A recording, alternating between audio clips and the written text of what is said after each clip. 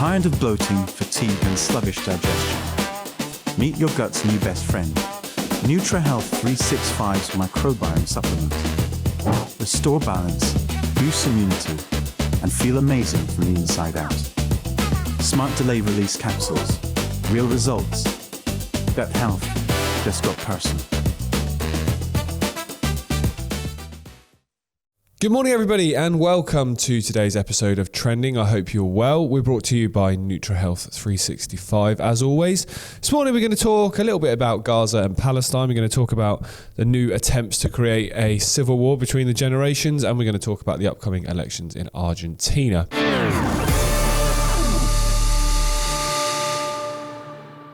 So firstly, with this peace deal being signed and hostages being returned, bodies of hostages being returned, Palestinian prisoners being returned, a ceasefire, lots of people will be going, okay, right, great, that's done, off to the next thing, whatever that might be. When I can't help but feel that's exactly what they want you to do, because when you do that, you're not taking an interest or paying attention as to what's happening there now still, because there may be officially a ceasefire and the airstrikes may have stopped. The IDF may have officially withdrawn their ground invasion, but that doesn't mean that some pretty abhorrent things are not still going on. So I remember a couple of days ago when hostages started being returned, there was this outrage from all the women on the right saying that why have no female prisoners been returned alive? Well, the reason is that they were all returned in the first hostage release, however long ago that was, very long time. And the same people tweeting saying that no women had been released this time were tweeting saying it's great, all the women had been released just a few months ago. So square that circle for me. But they all did it on repeat. All these different women all seem to post this exact same thing at the exact same time. Sounds like some money hit the bank. But basically, we've had a situation where there's obviously been, hostages returned who are no longer alive, and I can't imagine the pain that those families must be feeling and how angry those people must be at a couple of things. Angry at the fact they were ever taken, and also angry at their own government's response in terms of how long it's taken to get them back, when there was peace deals and there was hostage return deals on the table a long, long time before, a couple of days ago. But it was never about the hostages.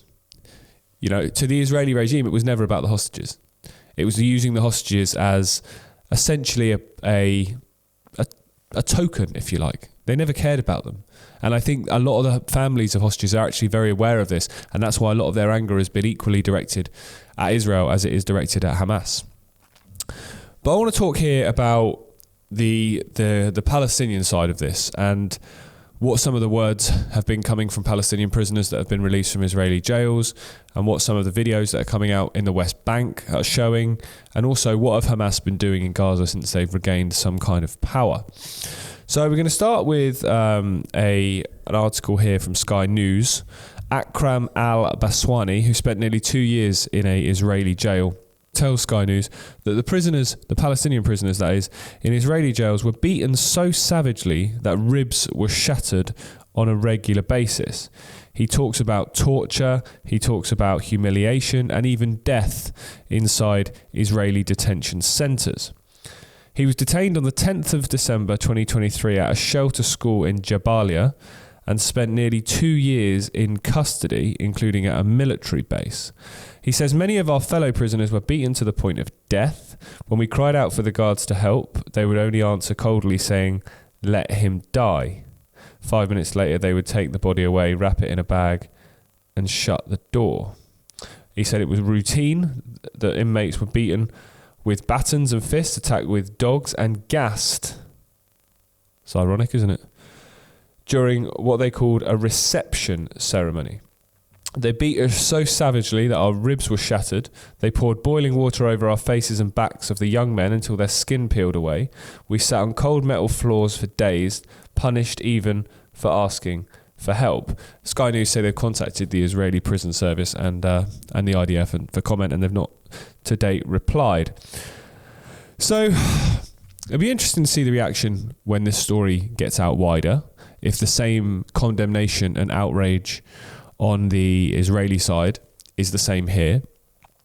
Now, what tends to happen is People pick a side in conflict, we've discussed this many a time, when, as always, the victims are the people.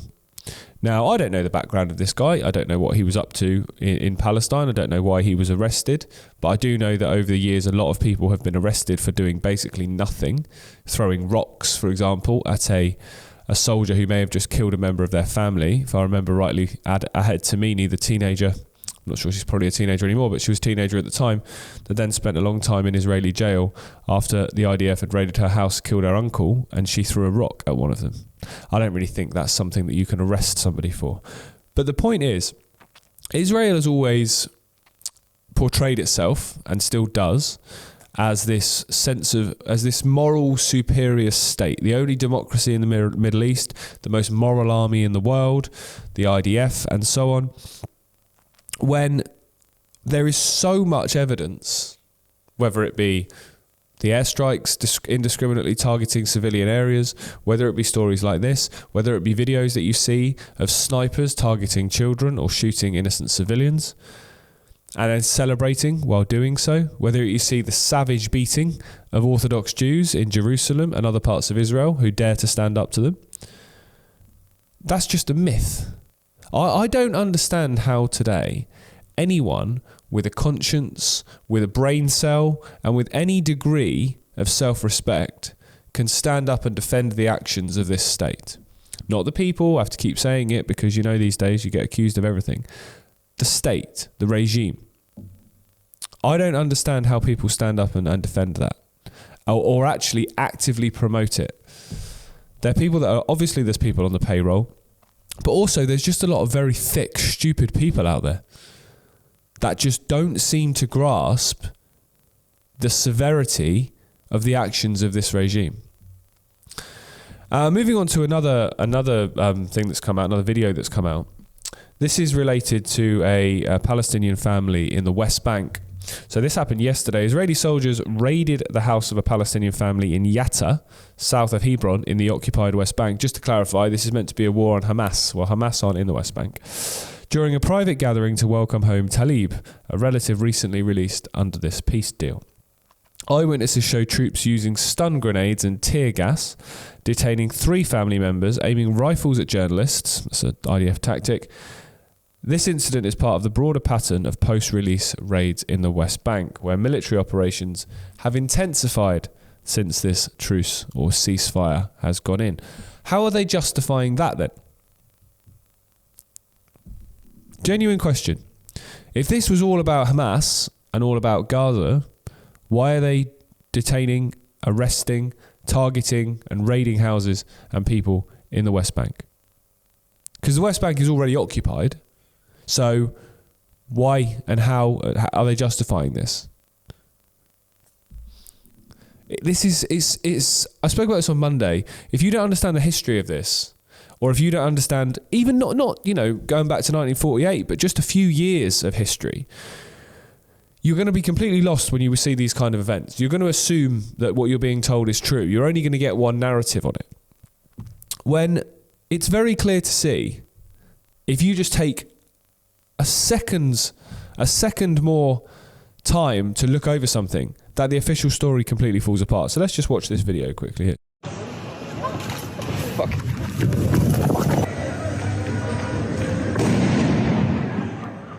We're in Yatta, and the Israeli army is currently raiding the house of a Palestinian who was released today, and he was actually kicked out of the country. He was released into Egypt, but the Israeli army still decided to raid the house of his family. He's aiming a gun at me. Okay, now another dude is aiming a gun at me. Can you stop? I'm a journalist. Press. He's aiming right in the head. Fucking hell. Fuck. Jesus. Motherfucker. We're journalists. We're allowed to be here. We're allowed to film. No picture. We're international journalists. We're allowed to film. We're allowed to be here. It's okay. It's okay. We're just filming. Hey, you don't touch my phone. Don't touch me, please. Yeah. We're here. We are reporting on what's happening. We're recording what's happening. We're not disturbing you. We're not doing anything. We're No just journalists. picture here. All right. Why can't we be here? No, Because it's dangerous. just step It's back dangerous to because you just the. threw a grenade at us.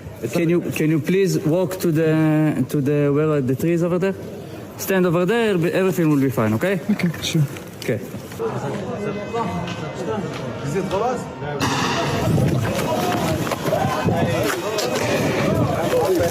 Yep, that is here, guys.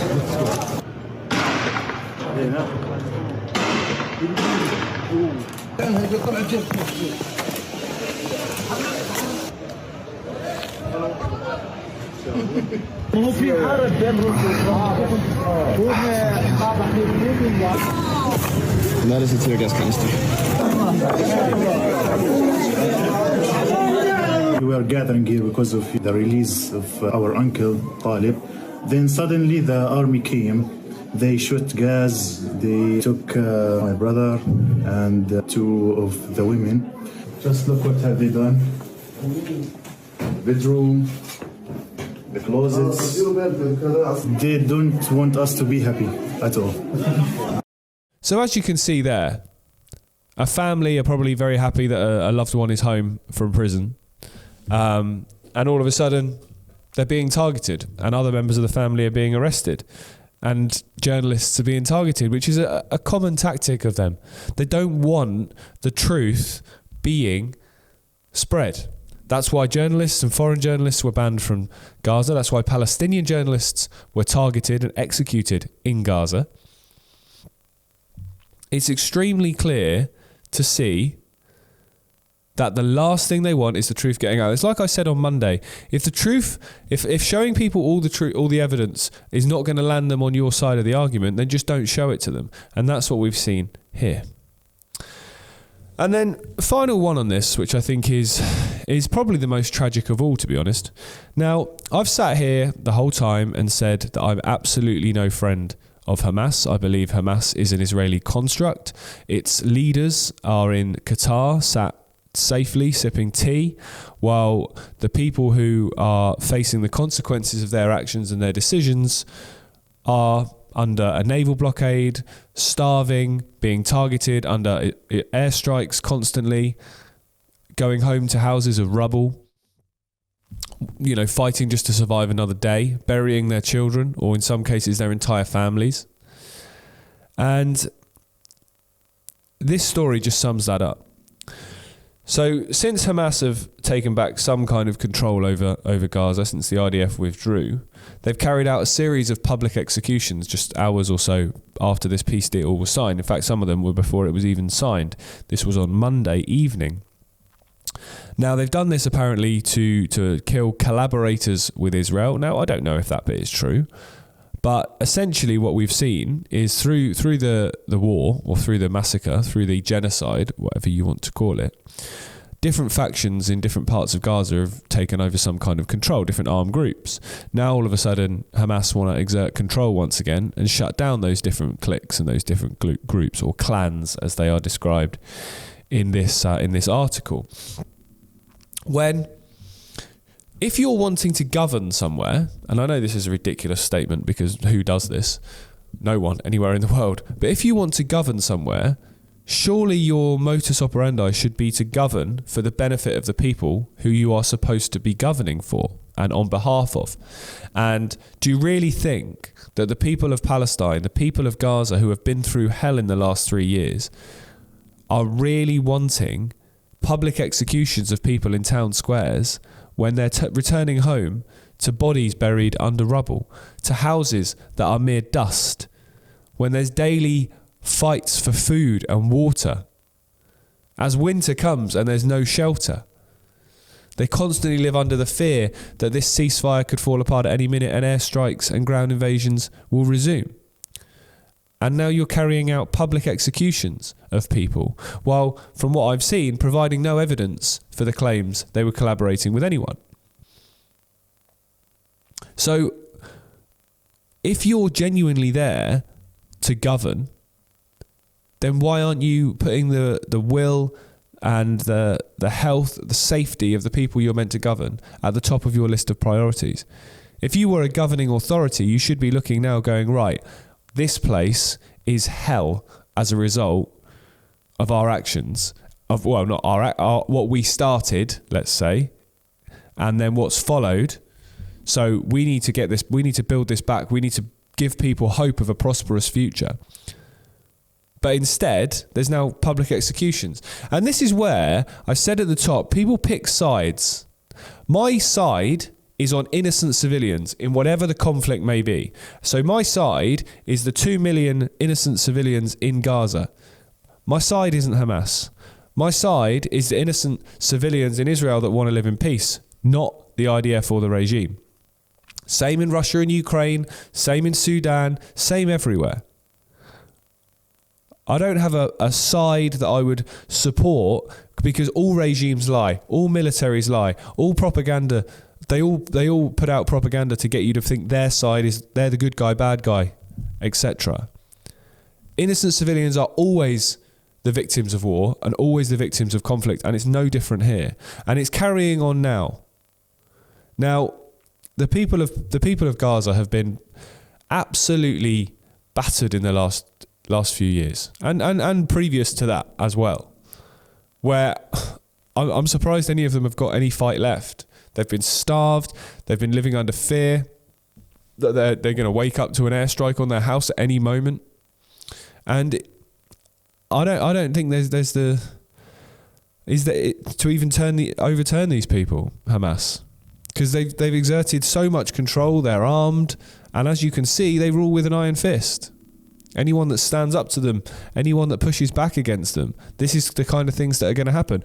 That's why I have said many a time I'm no friend of them, because all they have done is consistently throw their people under the bus and make them targets, which is why I don't believe anything other than they are an Israeli construct, because all they do, or one of the main things they do, is prevent there ever being a two-state solution, prevent there ever being everlasting peace. As people made the point, previous to October the 7th, 2023, there was actually relative peace. And then all of a sudden that attack happens, which launches this. Whereas if this had been launched from nowhere without October the 7th, the international outcry would have been even more than it has been. That event, it was the 9/11 style event that gave them the excuse or the justification in a lot of people's minds, although even those towards the end have been turning their opinion. It gave them the justification to do exactly what they've done. They needed that excuse. That's why there's so many questions around that whole event of prior warning, of stand down orders, and so on, of lack of a reaction time. Without that event, none of this could happen. So I don't believe for a second that Hamas are doing anything except what they are told to do. And what they are told to do, in my opinion, is do everything they can to prevent peace and prosperity within the Gaza Strip.